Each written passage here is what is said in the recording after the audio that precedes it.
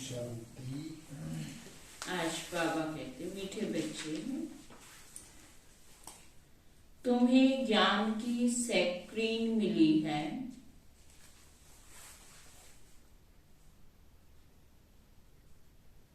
तुम्हें ज्ञान की स्क्रीन मिली है। स्क्रीन की वह बूंद है मन मना भव।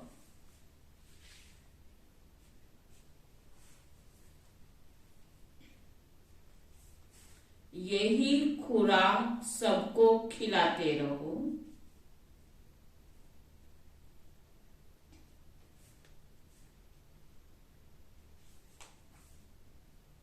यही खुराक सबको खिलाते रहो। प्रश्न है,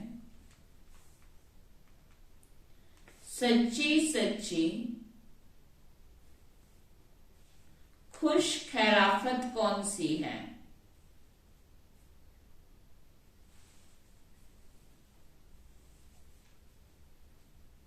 तुम्हें सबकी कौन सी रूहानी खातरी करनी है?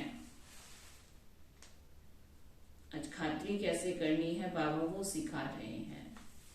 सच्ची सच्ची खुश खैराफत कौन सी है और तुम्हें सबकी कौन सी रूहानी खातरी करनी है?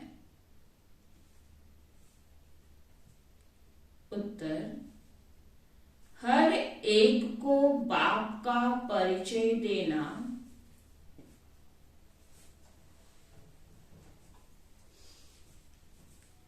यही है सच्ची सच्ची खुश खैराफत।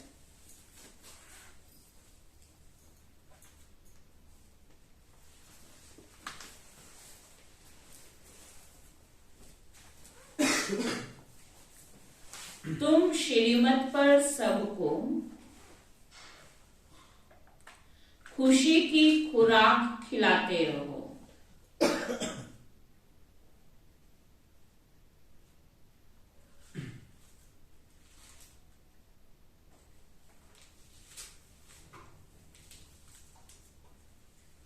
बेहद के बाप द्वारा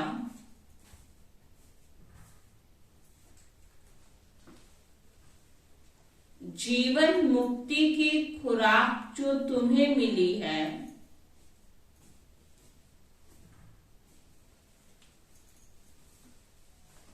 वह सबको देते चलो।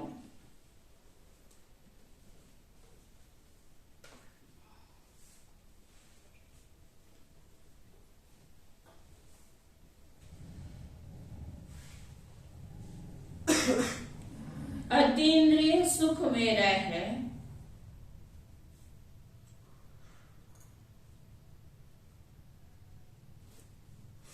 सबको ज्ञान योग की फर्स्ट क्लास खुराक खिलाना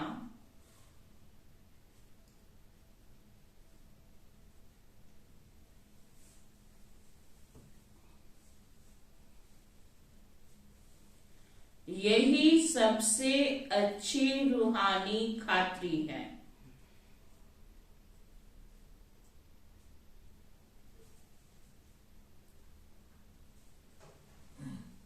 अतीन्द्रिय सुख में रहकर क्या करो? सबको ज्ञान योग की फर्स्ट क्लास खुराक खिलाना यही क्या है? बाबा कहते ये रूहानी खातरी सबकी करो। ओम शांति। ज्ञान का तीसरा नेत्र देने वाला रूहानी बाप बैठ रूहानी बच्चों को समझाते हैं। ज्ञान का तीसरा नेत्र सिवाय बाप के और कोई दे नहीं सकता। अभी तुम बच्चों को ज्ञान का तीसरा नेत्र मिला है। अभी तुम जानते हो, क्या जानते हो? कि यह पुरानी दुनिया बदलने वाली है। कैसे पता चला? ज्ञान के तीसरे नेत्र द्वारा ये दुनिया बदलने वाली है। बेचारे मनुष्य नहीं जानते कि कौन बदलाने वाला है और कैसे बदलाते हैं?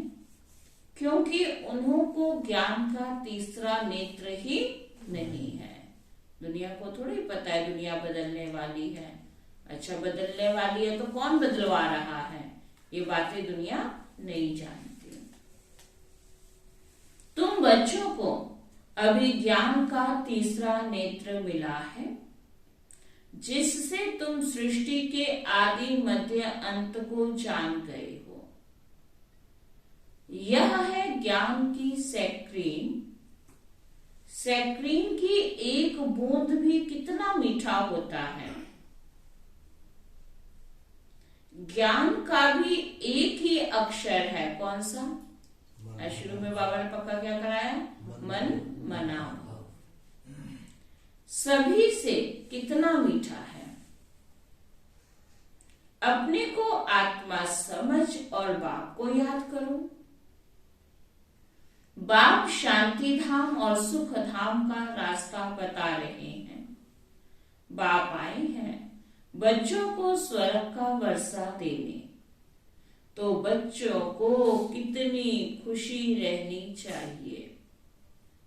कहते भी हैं खुशी जैसी खुराक नहीं। जो सदैव खुशी मौज में रहते हैं उनके लिए वह जैसे खुराक होती है। खुशी भी अंदर एक खुराक का काम करती है।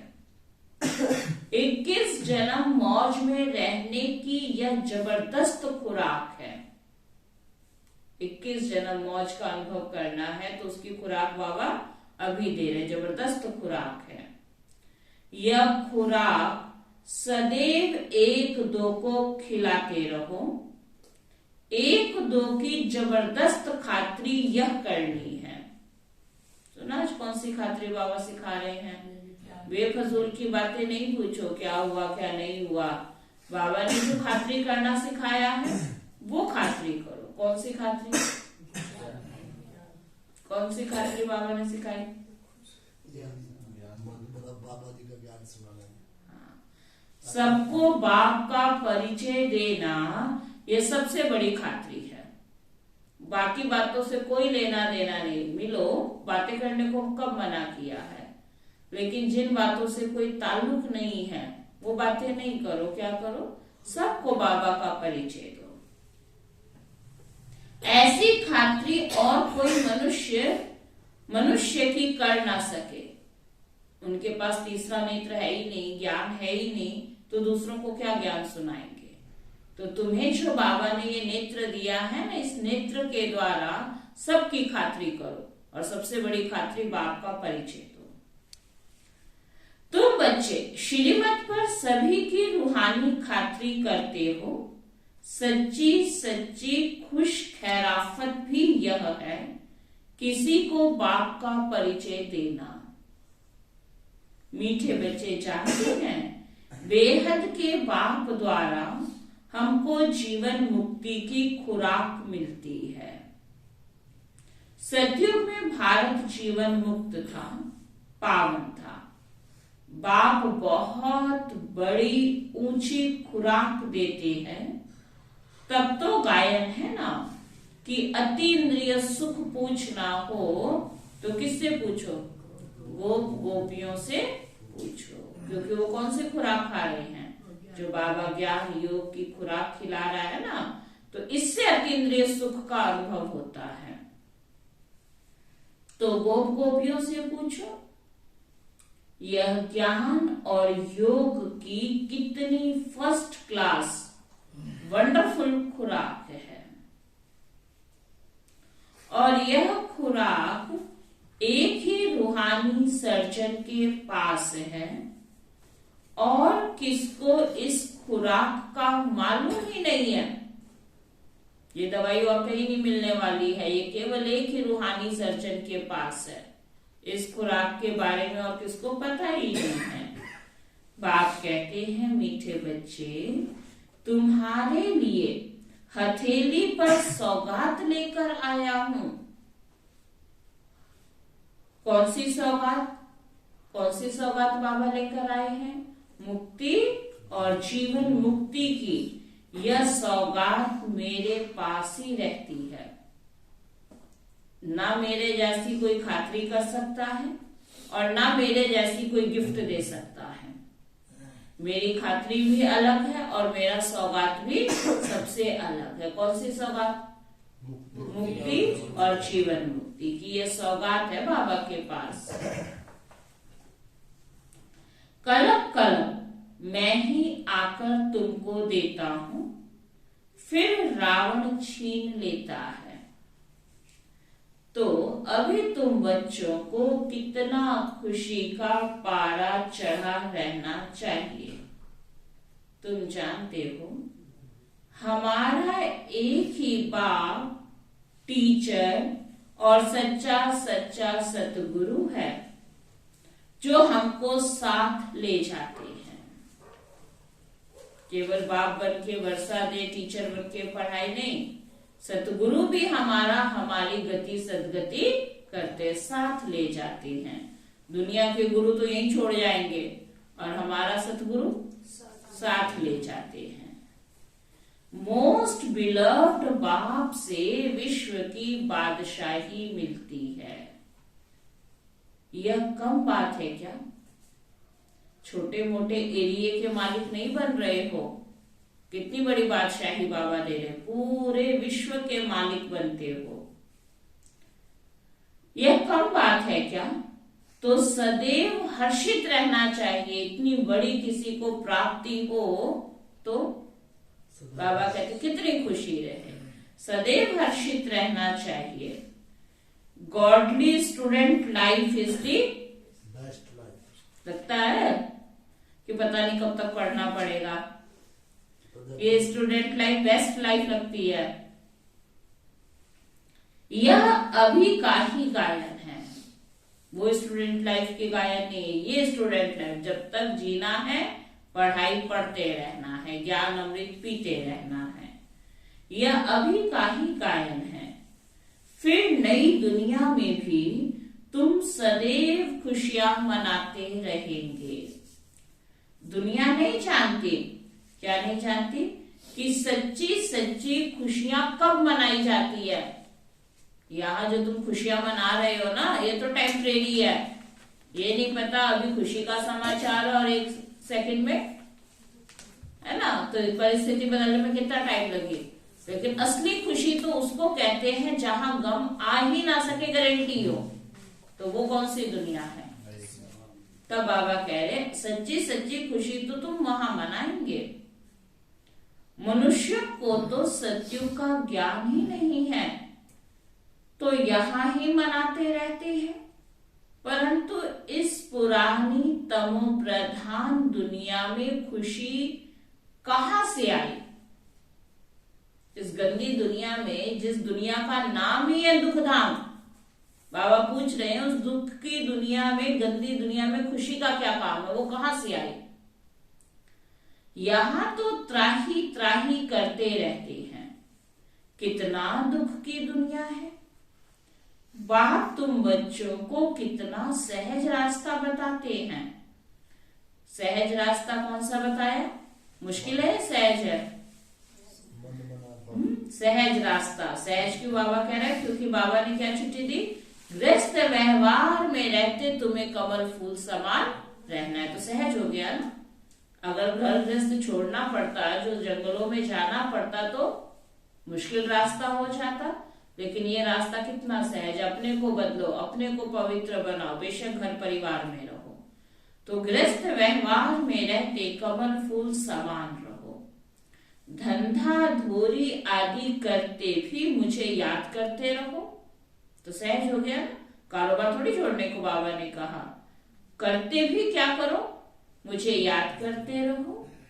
जैसे आशिक और माशूक होते हैं, वह एक दो को याद करते रहते हैं। वह उनका आशिक, वह उनका माशूक होता है। यहां यह बात नहीं है।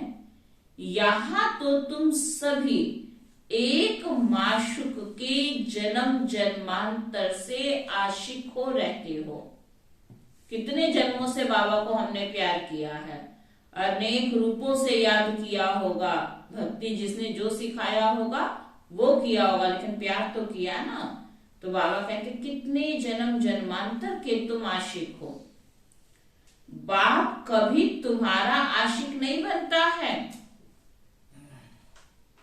कौन बनता है? आपकी बाप। तो बाबा कहते हैं तुम उस माशूक से मिलने के लिए याद करते आए हो। जब दुख जास्ती होता है तो जास्ती सुमिरन करते हैं, गायन भी है। दुख में सुमिरन सब करे, सुख में करे ना कोई। इस समय बाप भी सर्वशक्तिवान है, तो दिन प्रतिदिन माया भी क्या होगी? युद्ध में कभी भी एक तरफ से शक्ति नहीं होती है, सामने वाला भी उतना ही शक्तिशाली है। तो बाबा कहते बाप तो है ही सर्वशक्तिवान, तो दिन प्रतिदिन माया भी क्या होगी? कमजोर होगी, शक्तिशाली होती जाएगी। तो बाबा कहते हैं तो दिन प्रतिदिन माया भी सर्वशक्तिवान तमो प्रधान होती जाती है। इसलिए अब बाप कहते हैं, कल भी बाबा ने अंडरलाइन करवाया, आज भी करवा रहा है क्या? अगर माया से बचना है ना, तो कल क्या पक्का किया था? मीठे बच्चे देही अभिमानी बनो। देह अभिमान आया और बस बाबा का हाथ छोड़ देंगे। इसलिए क्या बनो? देही अभिमानी बनो। अपने को आत्मा समझ मुझ बाप को याद करो और साथ साथ दैवी गुण भी धारण करो। तुम ऐसे लक्ष्मी नारायण बन जाएंगे। इस पढ़ाई में मुख्य बात है ही याद की। ऊंचे ते ऊंच बाप को बहुत प्यार स्नेह से याद करना चाहिए। वह ऊंच ते ऊंच बाप ही नई दुनिया स्थापन करने वाला है। बाप कहते हैं मैं आया हूं तुम बच्चों को विश्व का मालिक बनाने, इसलिए अब मुझे याद करो तो तुम्हारे अनेक जन्मों के पाप कट जाए। पतित पावन बाप कहते हैं तुम बहुत पतित बन गए हो, इसलिए अब तुम मुझे याद करो, तुम पावन बन और पावन दुनिया का मालिक बन जाएंगे। पतित पावन बाप को ही बुलाते हैं ना। अब बाप आए हैं तो जरूर पावन बनना पड़े। बाप दुख हरता सुख करता है। बरोबर सतयुग में पावन दुनिया थी तो सभी सुखी थे। अब बाप फिर से कहते हैं, क्या कहते हैं? बच्चे शांति धाम और सुख धाम को याद करते रहो। अभी क्या है? अभी है संगम युग। खेवैया तुमको इस पार से उस पार ले जाते हैं। नैया कोई एक नहीं, सारी दुनिया जैसे एक बड़ा जहाज है, उनको पार ले जाते हैं। तुम मीठे बच्चों को कितनी खुशियां होनी चाहिए? किस बात की खुशी होगी भाई? बाबा मिला। तुम बच्चों को कितनी खुशियां होनी चाहिए? तुम्हारे लिए तो सदैव खुशी ही खुशी है। बेहद का बाप हमको पढ़ा रहे हैं। टीचर तो देखो आपका कौन बना। दुनिया में भी कोई बच्चा अच्छे स्कूल में पढ़ता है, कोई बहुत अच्छे टीचर से पढ़ता है, तो उसको भी नशा रहता है कि मैं ऐसे वैसे स्कूल में ना पढ़ता हूं ना, मेरा कोई ऐसा वैसा टीचर है ना। बहुत गर्व फील करता है। और तुम किससे पढ़ाई पढ़ रहे हो? इससे ऊंचा कोई टीचर ही नहीं है संसार में। तो बाबा कहते हैं तुमको बेहद का बाप पढ़ा रहे हैं। वाह, यह तो कब ना सुना और ना कभी पढ़ा। कहीं नहीं लिखा है कि भगवान तुम्हारा टीचर बनकर तुमको पढ़ाएगा। न ऐसा कब सुना और न ऐसी पढ़ाई कब पढ़ी। भगवान उवाच, मैं तुम रूहानी बच्चों को राजयोग सिखा रहा हूं, तो पूरी रीति सीखना चाहिए, धारणा करनी चाहिए, पूरी रीति पढ़ना चाहिए। पढ़ाई में नंबरवार तो सदैव होती ही है। पढ़ाई तो करो, एक जैसा तो सबकी बुद्धि नहीं पढ़ाई पढ़ सकती है, नंबरवार तो होते ही हैं। लेकिन उसमें क्या करो, अपनी चेकिंग करो। क्या चेक करोगे? अपने को देखना चाहिए, मैं उत्तम हूं, मध्यम हूं व कनिष्ठ हूं। बाबा तो सबको एक जैसा पढ़ा रहे, ये नहीं चेक करो हाँ मैं रोज जाता हूँ, वो भी रोज जाता है। स्कूल में रोज जाने के नंबर हैं क्या? किसके नंबर होते हैं? रोज भी जाना है और उसके बाद पढ़ाई कितनी अच्छी पढ़ी है। आजकल तो ये भी चेक किया जाता है अटेंडेंस कितनी है। अगर ठीक अटेंडेंस ना हो और पढ़ाई आपने पूरी पढ़ रखी है तो भी एग्जाम देने देते हैं? नहीं देते हैं। तो भी उसको पेपरों में नहीं बैठने देंगे क्योंकि इतनी अटेंडेंस है ही नहीं आपकी। लेकिन यहाँ तो आना भी है और साथ में पढ़ाई भी अच्छी रीति धारण करना है, पढ़ना है। मैं उत्तम हूं, मध्यम हूं या कनिष्ठ हूं। बाप कहते हैं अपने को देखो, मैं ऊंच पद पाने के लायक हूं। क्या मेरी पढ़ाई से लगता है कि मैं ऊंचा पद पा लूंगा? रूहानी सर्विस करता हूं, पढ़ाई ठीक है, सेवा ठीक है। क्योंकि बाप कहते हैं बच्चे सर्विस एबल बनो, फॉलो करो। मैं आया ही हूं सर्विस के लिए, रोज सर्विस करता हूं, इसलिए ही तो यह रथ लिया है। कौन सा? किस लिए लिया? तुम्हारी सेवा के लिए लिया है ना। खास तुम्हारी सेवा के लिए शिव बाबा ने ये रथ लिया, तभी तो तुमको पढ़ाएगा। नहीं तो बाबा को क्या जरूरत थी रथ लेने की। तो बाबा कहते इनका रथ बीमार पड़ जाता है तो भी मैं इनमें बैठ मुरली लिखता हूं। मुख से तो बोल नहीं सकते तो मैं लिख देता हूं, ताकि बच्चों के लिए मुरली मिस ना हो। तो मैं भी तो सर्विस पर हुआ ना। यह है रूहानी सर्विस। तुम भी बाप की सर्विस में लग जाओ। On God fatherly service. बाप ही तुमको सारे विश्व का मालिक बनाने आए हैं। जो अच्छा पुरुषार्थ करते हैं उनको महावीर कहा जाता है। अच्छा पुरुषार्थ जो करते हैं उनको आज बाबा क्या टाइटल दे रहे हैं? महावीर। बाप का फरमान है अपने को आत्मा समझ, भाई भाई देखो। आज्ञा है बाबा की, महावीर बच्चों के लिए काम दे रहा है बाबा कि जब भी तुम किसी को देखो तो भाई भाई बनकर देखो। ये बाबा का डायरेक्शन है ना। इस शरीर को भूल जाओ। बाबा भी शरीर को नहीं देखते हैं। बाप कहते हैं मैं आत्माओं को देखता हूं। बाकी यह तो ज्ञान है कि आत्मा शरीर बिगर बोल नहीं सकती। मैं भी इस शरीर में आया हूं, लोन लिया है। शरीर के साथ ही आत्मा पढ़ सकती है। बाबा की बैठक यहां है। कहां? ब्रह्मा तन में। यह है आकाल तख्त। आत्मा आकार मूर्त है।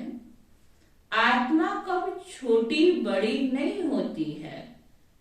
शरीर छोटा बड़ा होता है। जो भी आत्माएं हैं उन सभी का तखत या भ्रुकुटी का बीच है। शरीर तो सभी के भिन्न भिन्न होते हैं। किसको आकाल तख्त पुरुष का है और किसका फिर आकाल तख्त स्त्री का है। शरीर तो सबके अलग अलग है ना। और किसी का आकार तख्त बच्चे का है, कोई बच्चे का शरीर है, कोई स्त्री का है, कोई पुरुष का है। ये तो शरीर है, इसमें बैठी कौन है, तख्त पे विराजमान कौन है, आत्मा। बाप बैठ बच्चों को रूहानी ड्रिल सिखलाते हैं। जब कोई से बात करो, अब बात कैसे करनी है, कोई से भी बात करो तो पहले अपने को आत्मा समझो। जब खुद को आत्मा समझोगे तो सामने वाला भी आत्मा दिखाई देगा।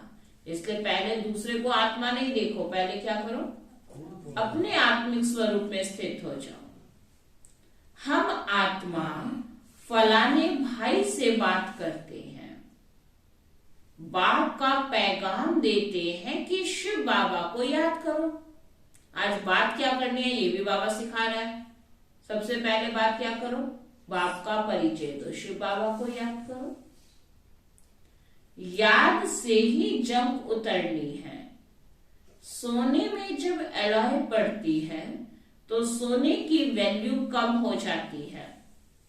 वही सोना इतना महंगा और उसी सोने में अगर खाद मिला हुआ हो तो उसकी वैल्यू कम हो जाएगी। सोना है लेकिन सस्ता है, क्यों, क्योंकि ये मिलावट वाला है।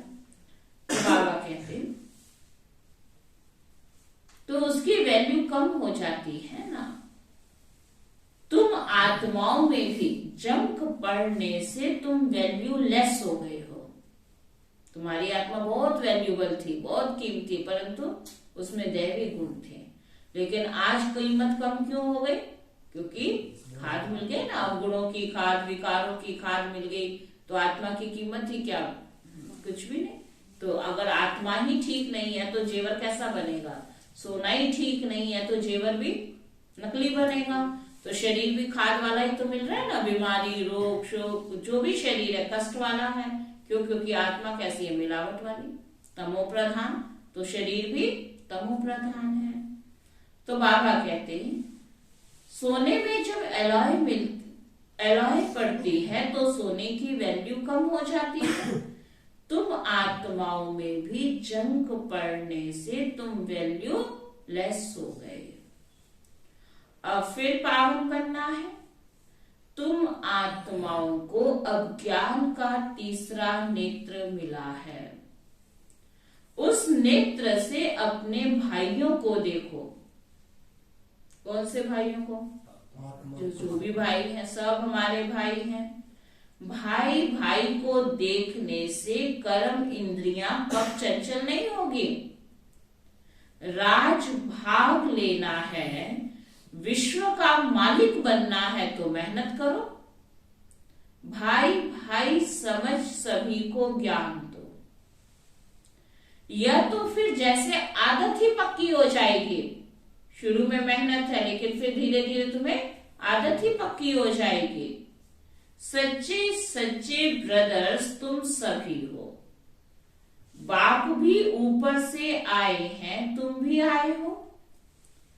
बाप बच्चों सहित सर्विस कर रहे हैं। सर्विस करने की बाप हिम्मत देते हैं। हिम्मते मर्दा मददे खुदा। अगर व्यक्ति हिम्मत रखे तो खुदा मदद करे ना। तो यह प्रैक्टिस करनी है। मैं आत्मा भाई को पढ़ाता हूं। आत्मा पढ़ती है ना, इसको स्पिरिचुअल नॉलेज कहा जाता है, जो रूहानी बाप से मिलती है। संगम पर बाप आकर यह नॉलेज देते हैं।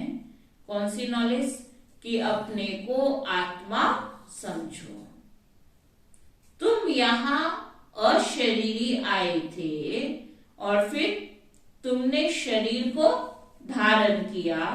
फिर क्या किया, फिर 84 जन्मों में तुमने पाठ बजाया। अब फिर वापस चलना है, इसलिए अपने को आत्मा समझ भाई भाई की दृष्टि से देखना है। जैसे पोजीशन में आए थे, जब आए थे तो भी शरीर साथ नहीं था, अब जाना है तो भी ये शरीर यही रह जाएगा। तो बाबा कहते वही पाठ फिर पक्का करो। आए कैसे थे, आत्मा बनकर, तो जाना भी तो आत्मा ही है ना। तो बाबा कहते अब वापस चलना है, यह मेहनत करनी है, अब मैं अपनी मेहनत करनी है, दूसरे में हमारा क्या जाता है। चैरिटी बिगिंस एट होम, पहले अपने से शुरुआत करो ना, अपने घर परिवार से शुरुआत करो। दूसरे कोई क्या कर रहे क्या नहीं कर रहे उसमें तुम्हारा क्या जाता है, तुम अपनी चेकिंग करो।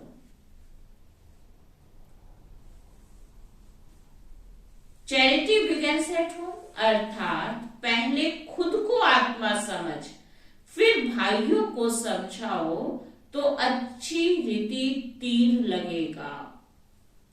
यह जौहर भरना है, मेहनत करेंगे तभी ऊंच फल पाएंगे।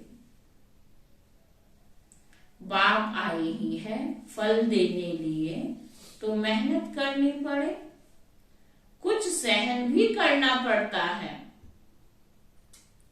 तुम्हें कोई उल्टी सुल्टी बात बोले तो क्या करो, क्या नहीं छोड़ दो। बाबा का इतना ऊंचा कार्य है, वो अज्ञानी आत्मा है, ज्ञान का तीसरा नेत्र नहीं उनके पास है, और अगर वो कोई उल्टी सुल्टी बातें बोलो तो क्या करो। बाबा कहते हैं वो बोले तो तुम चुप रहो, क्योंकि तुम्हें तो सत्य ज्ञान पता है ना, उनको तो पता नहीं है। अगर तुमने भी उल्टा सुल्टा बोला तो फिर तो तुम्हारा भी विकर्म बन जाएगा। इसलिए बाबा कहते तुम चुप रहो। तुम चुप रहेंगे तो फिर दूसरा क्या करेगा, कितनी देर बोलेगा, दोनों तरफ से बोलेंगे तो बढ़ती जाएगी बात। इसलिए तुम क्या करो, चुप रहो। ताली दो हाथ से बजती है, अगर एक बोल रहा है तो कब तक बोलेगा। तो बाबा कहते हैं जब दोनों तरफ से बोलेंगे, ताली एक हाथ से बजती है क्या, तो दोनों तरफ से होती है ना। एक ने मुख की ताली बजाई, दूसरा चुप कर दे तो वह आप ही चुप हो जाएगा। ताली से ताली बजने से फिर आवाज हो जाता है।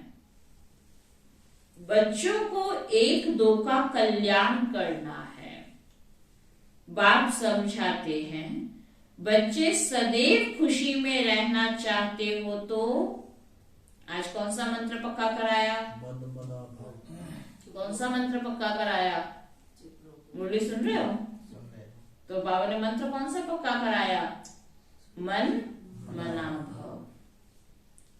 अपने को आत्मा समझ बाप को याद करो। आत्माओं के तरफ देखो ना, भाइयों को देखो, भाइयों माना आत्माओं को देखो, भाइयों को ही यह नॉलेज दो। यह आदत पड़ जाने से फिर कभी क्रिमिनल आई धोखा नहीं देगी। ज्ञान के तीसरे नेत्र से तीसरे नेत्र को देखो।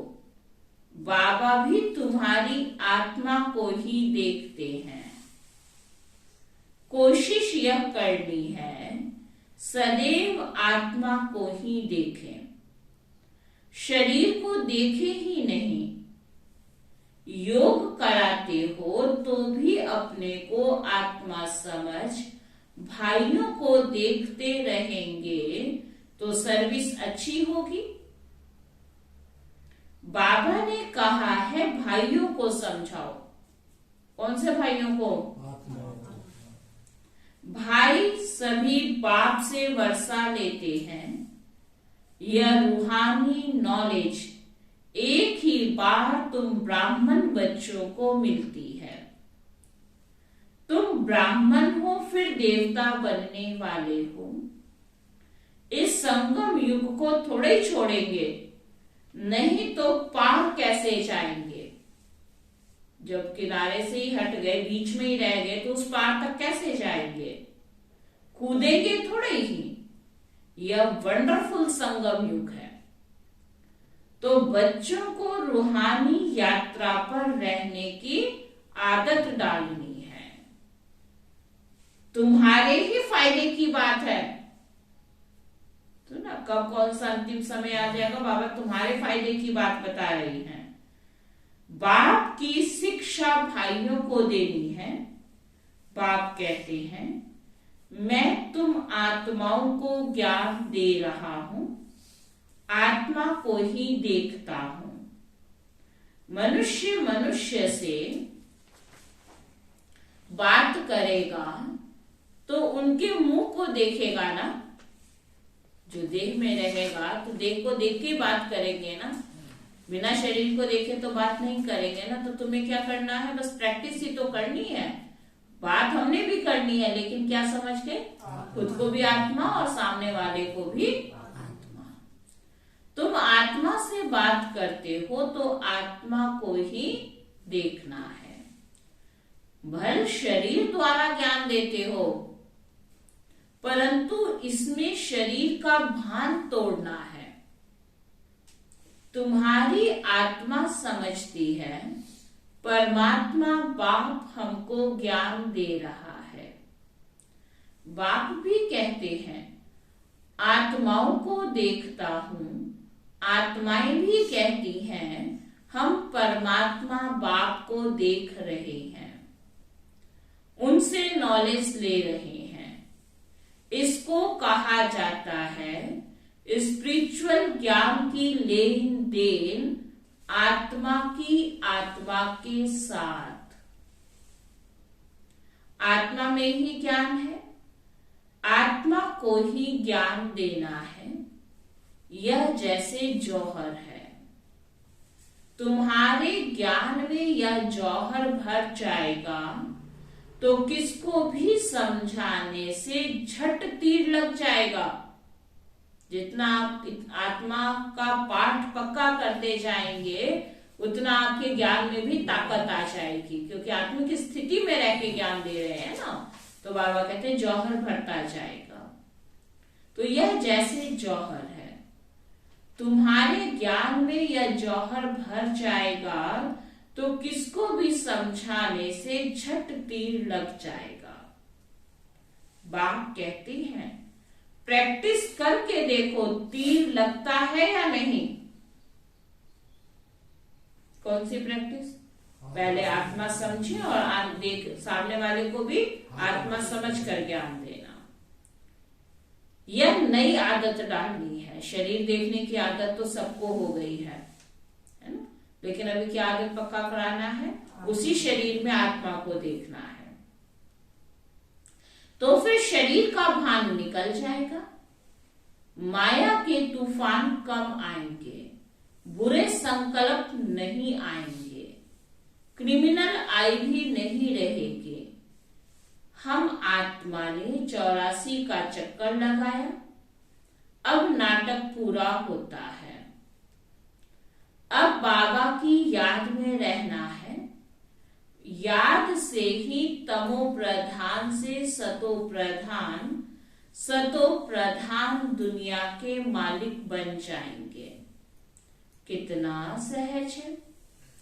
बाप जानते हैं बच्चों को यह शिक्षा देना भी मेरा पाठ है। कोई नई बात नहीं। हर 5000 वर्ष बाद हमको आना होता है। मैं बंधायमान हूं, कलप आता हूं, हर 5000 वर्ष बाद आता हूं। मैं भी बंधन में बंधा हूं। बच्चों को बैठ समझाता हूं, मीठे बच्चे रूहानी याद की यात्रा में रहो तो अंतमति सो गति हो जाएगी। कब अंत आएगा पता नहीं है, इसलिए प्रैक्टिस ही कर लो बाबा की याद में रहने की। तो क्या होगा, अंत में जो याद रहे, तो इसलिए अंतमति सो गति हो जाएगी। यह अंत काल है ना। मामेकम याद करो तो तुम्हारी सदगति हो जाएगी। याद की यात्रा से पिलर मजबूत होता जाएगा। यह देही अभिमानी बनने की शिक्षा एक ही बार तुम बच्चों को मिलती है। कितना वंडरफुल ज्ञान है। बाबा वंडरफुल है तो बाबा का ज्ञान भी वंडरफुल है।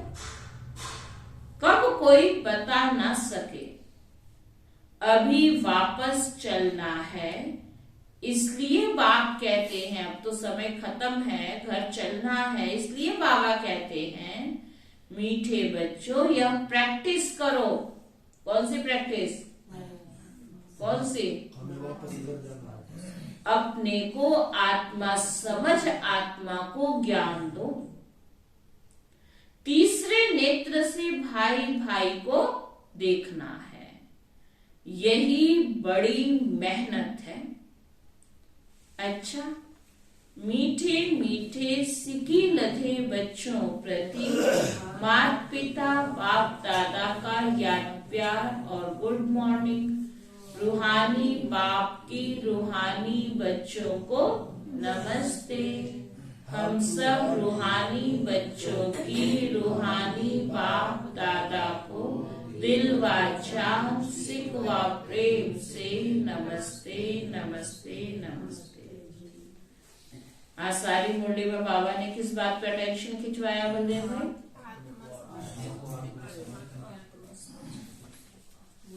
हाँ जी, बाबा ने कहा है इस फरमान की पालना करनी है, महावीर बन इस फरमान की पालना करनी है।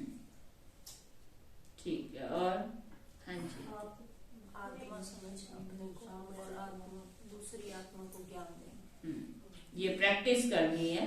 शुरू में मेहनत है, फिर बाबा ने आज क्या बोला, तुम्हें आदत ही पड़ जाएगी। जैसे शरीर को देखने की आदत है, ऐसे ही ये नई आदत अभी डालनी है। और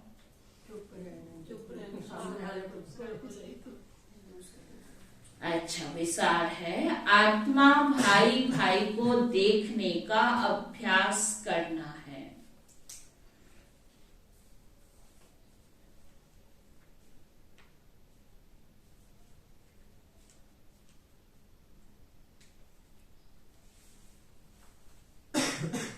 अपने को आत्मा समझ भाई भाई को ज्ञान देना है।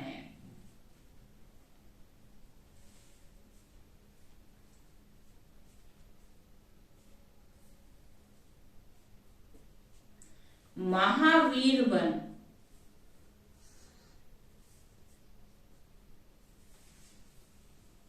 इस फरमान को पालन करना है।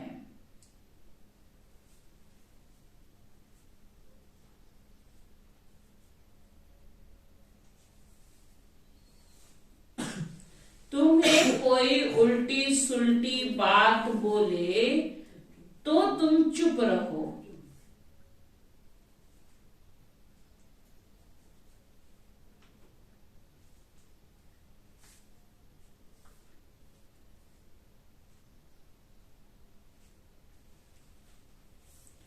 ताली दो हाथ से बजती है,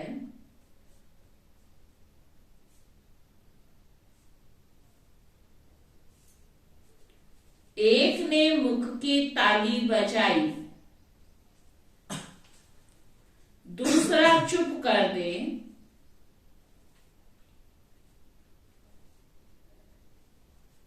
तो वह आपे ही चुप हो जाएंगे।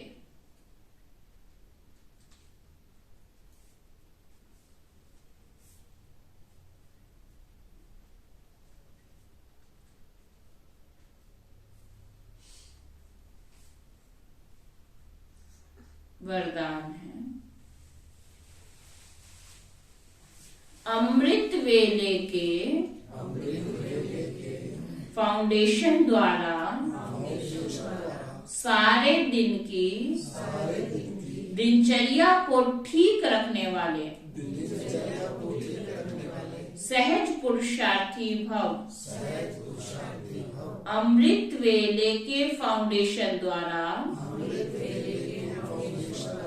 सारे दिन की दिनचर्या को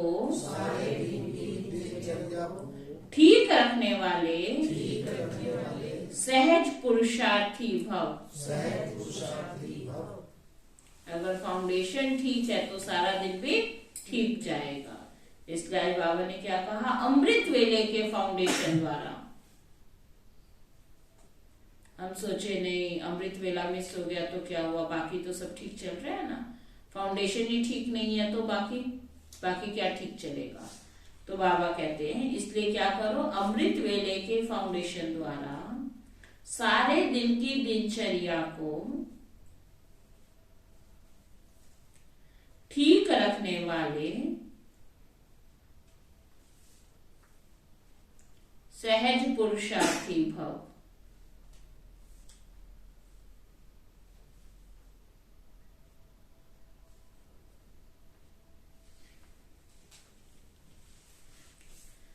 जैसे ट्रेन को पटरी पर खड़ा कर देते हैं तो क्या होता है, ऑटोमेटिकली रास्ते पर चलती रहती है ना। ट्रेन पटरी पे है तो ऑटोमेटिक पटरी पे चलती रहती है। ऐसे ही रोज अमृत वेले याद की लकीर पर खड़े हो जाओ। अमृत वेला ठीक है, सुबह उठते ही पहले बाबा याद आया, योग का जो बाबा ने हमें काम दिया वो ठीक किया। अमृत वेले ठीक है तो सारा दिन ठीक हो जाएगा। अमृत वेले का फाउंडेशन पक्का है तो सारा दिन स्वतः सहयोग मिलता रहेगा और पुरुषार्थ भी सहज हो जाएगा। जो सदा बाप की याद और श्रीमत की लकीर के अंदर रहने वाली ऐसी सच्ची सीताएं हैं, उनके नस नस में एक राम की स्मृति का आवास रहता है। जो ऐसे श्रीमत की रेखा के अंदर रहते हैं उनके नस नस में कौन होगा, केवल एक श्री राम है ना। तो एक राम की ही याद उसकी बुद्धि में, कौन से राम की, शिव बाबा की याद बुद्धि में रहेगी। स्लोगन है, बाबा की मदद को कैच करना है तो बुद्धि को एकाग्र कर लो। बाबा मदद दे रहा है लेकिन उसकी मदद को अगर कैच करना है तो क्या करना पड़ेगा, बुद्धि को एकाग्र कर लो। आज का अव्यक्त इशारा है, बाप दादा के सामने तो बहुत प्रतिज्ञाएं की है, लेकिन अब से लेकर सिवाय मणि के और कुछ नहीं देखेंगे। आज बाबा ने सबको काम दिया है ना, आत्मा देखने का पाठ पक्का कराया। तो आज क्या प्रतिज्ञा करना, किसको देखेंगे, मणि को देखेंगे। यह प्रतिज्ञा करो तब खुद ही माला के मणि बन, खुद ही माला के मणि बन करके सारी सृष्टि के बीच चमकेंगे। जब ऐसी प्रतिज्ञा करेंगे तब ही प्रत्यक्षता होगी। अब प्रयत्न करो, अब प्रयत्न करने का समय गया, है ना। कोशिश करेंगे, सोचेंगे, ये प्रयत्न करने का समय गया। अब तो प्रतिज्ञा और अपने संपूर्ण रूप की प्रत्यक्षता करनी है। प्रतिज्ञा में ये नहीं होता कि करेंगे, कि सोचेंगे, कि देखेंगे तो हो जाएगा तो कर लेंगे, नहीं। प्रतिज्ञा माना कितनी भी मुश्किलें हो जाए, लेकिन अगर प्रतिज्ञा की है तो उसको पूरा करना ही है। तो अभी प्रतिज्ञा करने का समय है, तब प्रत्यक्षता होगी। अब प्रयत्न करने का समय गया। अब तो प्रतिज्ञा और अपने संपूर्ण रूप की प्रत्यक्षता करनी है। साक्षात बाप समान साक्षात्कार मूर्त बनना है। ऐसे अपने आप को साक्षात्कार मूर्त बनाओ तो प्रत्यक्षता का झंडा क्या होगा, लहरा जाएगा। बाबा प्रत्यक्ष हो जाएगा, लेकिन कब, जब ऐसा अपने आप को मूर्त बना लेंगे तो प्रत्यक्षता का झंडा लहरा जाएगा। ओम शांति।